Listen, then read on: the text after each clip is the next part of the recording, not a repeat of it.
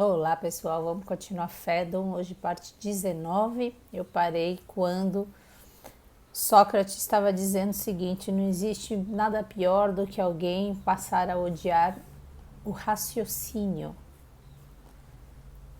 Vou voltar um pouquinho para continuar daqui. Quando tal experiência se renova frequentemente com aqueles que eram tidos como mais íntimos amigos e os melhores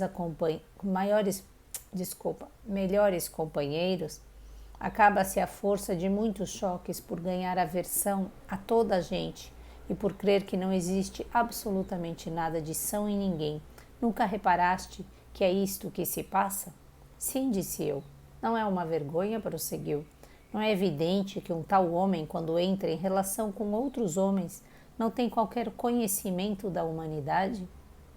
De fato, se tivesse algum conhecimento, ao tratar com eles, julgaria as coisas como elas são, ou seja, que as pessoas inteiramente boas e as pessoas inteiramente más são ambas em pequeno número, estando no meio os que constituem o maior número. Que entendes tu por isso? Perguntei. O mesmo que se entende, respondeu, por homens extremamente grandes e homens extremamente pequenos. Acaso os acredita haver coisa mais rara do que encontrar um homem extremamente grande ou extremamente pequeno, e o mesmo se diga dos cães ou de qualquer outra coisa? Ou ainda um homem extremamente lento ou rápido, belo ou feio, branco ou preto? Não notaste que em tudo isso os extremos são raros e pouco numerosos, e que abunda em grande número, e o que o abunda, em grande número são os intermédios? Sim, disse eu. Não achas, acrescentou ele, que se fizessem um concurso de fealdade, uma vez mais se veria que os primeiros eram um número muito reduzido? É natural, respondi. Sim, é natural, continuou Sócrates, mas não é nisso que os raciocínios se assemelham aos homens.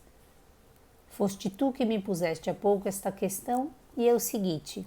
A semelhança está nisso. Quando alguém que não conhece a arte de raciocinar julga que um raciocínio é verdadeiro, pode acontecer que pouco depois o considere falso, podendo sê-lo umas vezes e outras não. E a experiência pode repetir-se com outro raciocínio e com outro mais. Pode acontecer, nomeadamente, como sabes, com aqueles que gastaram o tempo em controvérsias, acabem por se julgar transformados em grandes sábios e acreditar que só eles descobriram não existir nada de são nem de seguro em coisa nenhuma, nem em nenhum raciocínio, mas que tudo é um fluxo e um refluxo constantes, exatamente como no Euripo, nada se conservando um só momento no mesmo estado. É a perfeita verdade, disse eu.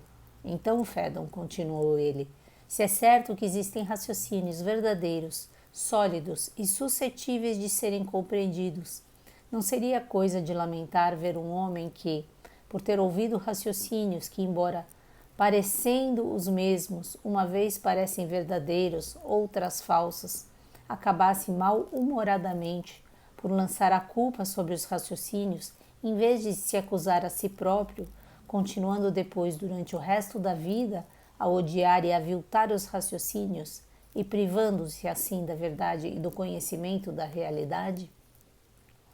Sim, por Zeus, disse eu, seria coisa lamentável.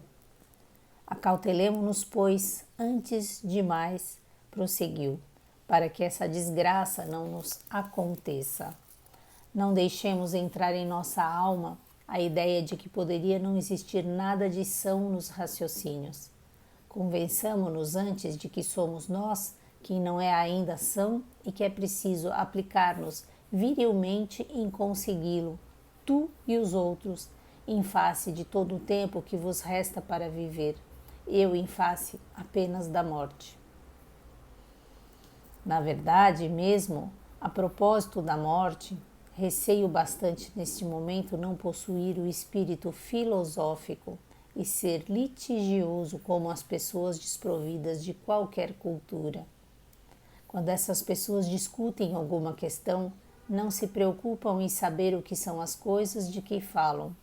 A única coisa que vem é levarem os companheiros a aceitar a tese que avançaram. No presente caso, não vejo entre eles e mim senão uma diferença. É que os meus esforços não visarão levar a assistência a acreditar que o que digo é verdadeira, coisa para mim secundária, mas convencer-me disso a mim próprio tanto quanto possível. Belíssima essa frase aqui, né? Sócrates mostrando novamente a importância de buscar essa forma de raciocínio, ainda que não tenhamos domínio muitas vezes sobre ele, que não consigamos ver o que é verdadeiro ou falso, a importância de continuar nessa trajetória sem que isso represente, né, essa morte da nossa alma, acreditar simplesmente, então, já que eu não consigo compreender que nada nunca é verdadeiro, que nada nunca é falso, e aí, portanto, eu não consigo, né, é a famosa tudo é relativo, né, que não é verdade essa frase, mas é aqueles que relativizam tudo, e aí ele nos mostrando, é importante que a gente trilhe isso, e que trilhe essa argumentação, e que trilhe essa discussão das coisas, não para convencer os outros, mas convencer a gente mesmo, quer dizer, a nossa busca da verdade, né? A nossa busca pela sabedoria. Continuando um pouquinho mais aqui. É este, caro companheiro, o meu cálculo, e repara como é interessado. Se aquilo que eu afirmo é verdadeiro, quão vantajoso será convencer-me disso? Se ao invés não existe nada depois da morte, serei menos tentado a enfadar a companhia com as minhas lamentações durante o tempo que me separa delas. Aliás, esta ignorância não durará muito tempo mais, o que seria um mal, mas depressa irá acabar. É com esta disposição de espírito, Símias e Sebes, que abordo a discussão. Quanto a vós, acreditai-me, dai pouca atenção a Sócrates, mas dai muito mais à verdade. Se achardes que digo algo de verdadeiro, concordai comigo. Se não, resisti com todas as forças e acautelai-vos de que, por demasiado zelo, eu abuse ao mesmo tempo de vós e de mim, e acabe por deixar como abelha o meu aguilhão em vós. Agora, mãos à obra, prosseguiu. Em primeiro lugar, recordai-me o que disseste, se achardes que o esqueci. Se não me engano, Símias, tem dúvidas e respeito de que a alma, embora mais divina e bela que o corpo, seja a primeira a perecer, dado que é uma espécie de harmonia. Quanto a Sebes, pareceu-me estar de acordo comigo em que a alma é mais duradoura do que o corpo, mas ele disse que ninguém sabe se a alma, depois de haver usado um grande número de corpos em múltiplas encarnações, não perecerá também ela ao deixar o último corpo, e se não é precisamente na destruição da alma que consiste a morte, pois que o corpo não cessa um momento de perecer. Não será exatamente isso, Símias e Sebes, que temos de examinar? Ambos concordaram que assim era. Rejeitais todos os argumentos anteriores ou apenas alguns e não outros? Alguns sim, outros não, responderam ambos. Então, prosseguiu ele, que pensais daquele em que dizíamos que apreender é recordar e que, sendo assim, a nossa alma tem necessariamente de existir em qualquer outra parte antes de ser aprisionada no corpo? Quanto a mim, disse Sebes, ele convenceu-me admiravelmente e ainda agora continuo vinculado a ele, tanto quanto se pode estar a um argumento. Também eu sinto o mesmo, disse Símias, e muito me surpreenderia que alguma vez mudasse quanto a este ponto.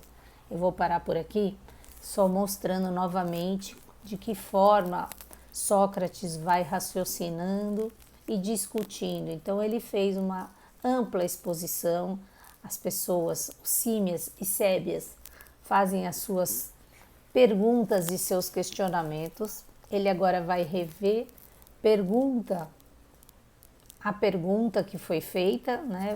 Vai rever, na verdade, as contra-argumentações de Simeas e Sebes, mas para isso ele vai voltar aos princípios do raciocínio que ele desenvolveu desde o início, para que se procure se dentro dele existe alguma frecha. E no momento em que ele vai demonstrando de que aquilo que se foi acordando até agora está correto, é essa tentativa dele de buscar essa verdade através dessa lógica muito, né, um pensamento após o outro e buscando ver aquilo que não poderia ter sido visto antes, ele revisita o que foi conversado e vai trazendo essa concordância para que se possa estar chegando a um ponto em comum.